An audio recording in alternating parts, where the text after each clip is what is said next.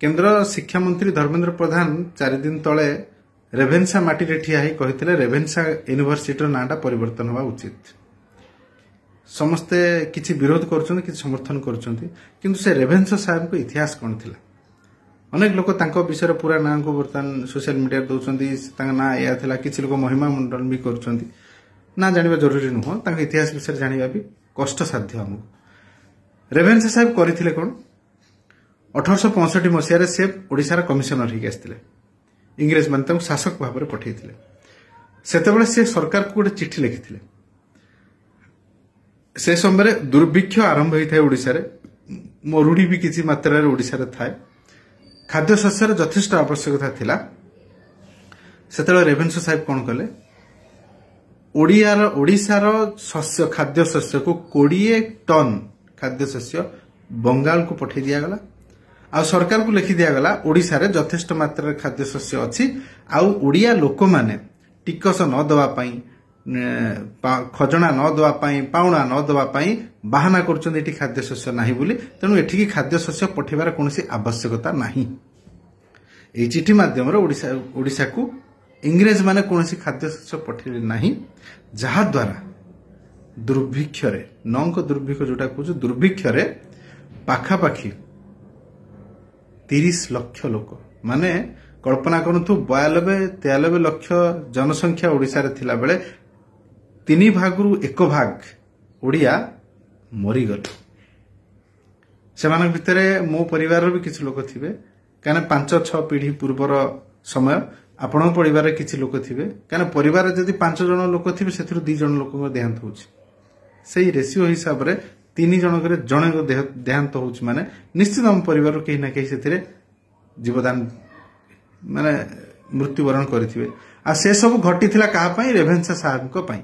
जो रेभेन्सा साहब को ना रे आज बड़ बड़ अक्षर रे रेभेन्सा यूनिवर्सिटी लिखा होची आ रेभेन्सा रो पास करथिया किछि बड़ बड़ आईएएस ऑफिसर माने जर्नलिस्ट माने बड़ बड़िया माने पैसा रोजगार करथा लोक माने किछि लोक चित्कार करछन हम गर्व करू हम रेभेन्सा पास करछु। ए मूर्ख दल रेभेन्सा यूनिवर्सिटी पास करछ बोली रेभेन्सा साहेब तुमको पाठटा मुंडरे ठुसी देना से श्रेय दियो तुम कुलापति मान श्रेय दियो तुम प्रोफेसर मान श्रेय दियो सेठी कार्य करुवा लोक मान सेठिकार एनवायरनमेंट तैयारी करथा लोक मान रेभेन्सा साहेब आसी तो पाठ पढ़े ना भाई। आज जदि ओसामा बिन लाडेन ना गोटे यूनिवर्सिटी खोली दिया जाए सेठु जदि गोटे पिला बेस्ट टेंथ की बाहर तार से कहबो कि ओसामा बिन लाडेन महान थिले ताको यूनिवर्सिटी में पाठ पढ़ी तेणु एई भली क्रूर शासक रो ना रे गोटे यूनिवर्सिटी तैयारी होबो आम ओडिसा रो हजार हजार महापुरुष मान को लोक मने रखी ना ना इतिहास रु हटी गलानी तांको ना रे स्मरणिका हिसाब रे गोटे जदी यूनिवर्सिटी ना रखा जाए असुविधा कोठ होला। जो लोक 30 लाख लोक को ओडिया मान को आम वंशज मान को हत्या कर देथिला से लोक को प्रशंसा करिया पई भी लोक पछौ नांती जथा सत्यप्रकाश नायक बाबू जे सत्य पाठ चलाउछंती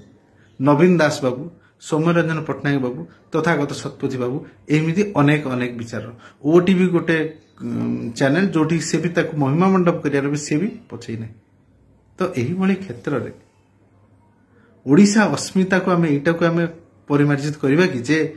रेभेन्सा साहेब को प्रशंसा करूथा लोक ओडिया